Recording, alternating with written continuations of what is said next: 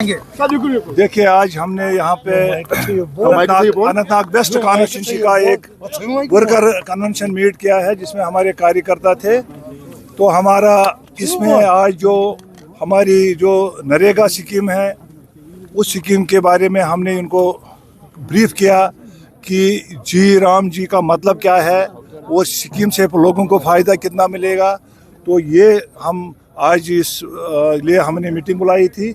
और साथ में जो अभी तक 1.5 साल हो गुजर चुका है, लोगों ने जिस विश्वास को, जिस भरोसे को मैंडेट दिया था, वो एनसी सरकार उसमें टोटली फेल हो चुकी है। और इसलिए हम बिल्कुल तब तक इसी तरीके से एनसी के खिलाफ प्रोटेस्ट करेंगे जब तक उन लोगों को अपना हक नहीं मिलेगा जो उनके साथ वायदे किए गए। अगर वो पूरा नहीं होंगे तो हम एनसी के खिलाफ बिल्कुल सड़कों, गलियों, कोचों में हर जगह पे हम प्रोटेस्ट करेंगे एनसी के खिलाफ।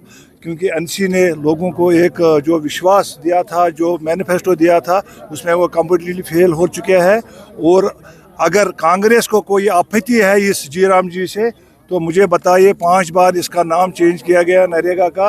और 2006 में कांग्रेस यूपीए सरकार ने इसका नाम एमजी नरेगा रखा है, महात्मा गांधी नरेगा। महात्मा जी को हम बहुत ऑनर करते हैं, रेस्पेक्ट करते हैं। अगर उसका स्वच्छ भारत मिशन है और स्वच्छ भारत अभियान जो है, अगर उसको किसी ने इम्प्लीमेंट ग्राउंड में किया है वो नरेंद्र मोदी जी है। लेकिन इस स्कीम को इस बिल को जब पार्लियामेंट में पास किया गया है, इसमें बहुत सारी अमेंडमेंटें हो चुकी है। क्योंकि हमारा जो मिशन है, हमारा जो मोदी जी का जो लक्ष्य है कि इस भारत को विकसित भारत बनाने का, उसलिए जब तक हमारे रूरल एरिया डेवलप नहीं होंगे तब तक विकसित भारत नहीं हो सकता। इसलिए इस स्कीम के अंदर हमने बहुत सारी अमेंडमेंट की है और इसमें कुछ और बढ़ा दिया है। तो सो दैट इस बिल को हम समर्थन करते हैं, इस बिल को हम खुशी से मानते हैं।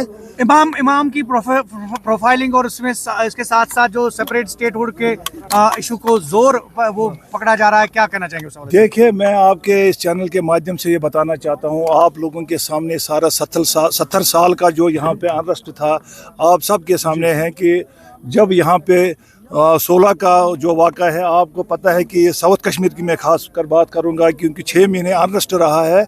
और मैं ऑन रिकॉर्ड ये बताना चाहता हूं कि उस वक्त ये सरकार कहाँ थी जो आज बड़े बड़े दावे करते हैं, जो मौलवी के फेवर में सपोर्ट करते हैं। उस वक्त में मुझे ये बताइए, जब किसी हमारी बहन को, किसी हमारी बेटी को डिलीवरी के लिए अस्पताल जाना पड़ता, उसको फेरन उठा के उसको चेक किया जाता था शूटिंग पेल्टर्स के द्वारा, वो दौर ख़त्म हो गया 2019 के बाद।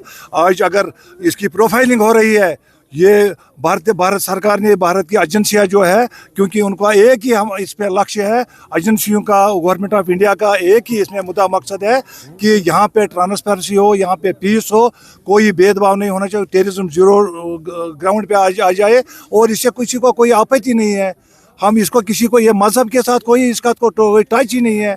अगर मेरी प्रोफाइल भी कोई करना चाहता है तो उसमें क्या दिक्कत है। लेकिन यहाँ जो खून खराबा 2019 से पहले रहा है, 2019 के बाद यहाँ एक सिस्टम चेंज हुआ है। ये सिस्टम अगर चेंज किया है, ये होम मिनिस्टर ऑफ इंडिया आदरणीय अमित शाह जी ने किया है, नरेंद्र मोदी जी ने किया है, भारत सरकार ने किया है। अगर इनको लगे कि इससे यहाँ ट्रांसपेरेंसी आ जाए, यहाँ पीस रहेगा, यहाँ खून खराबा नहीं होगा आगे, तो इसमें प्रोफाइल करने में तो कोई दिक्कत नहीं। स्टेट की मांग जो जम्मू में तूल पकड़ रही है, देखिए, इसके बारे में हमारे बड़े लीडरों ने ऑलरेडी बता चुके हैं वो। लेकिन मेरा ये कहना है इस बारे में, जब लद्दाख ने डिमांड की कि हमको यूटी चाहिए, तो उस समय में हमारी सरकार ने लद्दाख को दे दिया यूटी। लेकिन अगर कश्मीर को भी उन्होंने अलग करना था तो उसी समय में ये फिर कश्मीर को भी अलग कर सकते। लेकिन जम्मू कश्मीर हिंदुस्तान का ताज है, इसको किसी भी हालत में अलग नहीं किया जाएगा।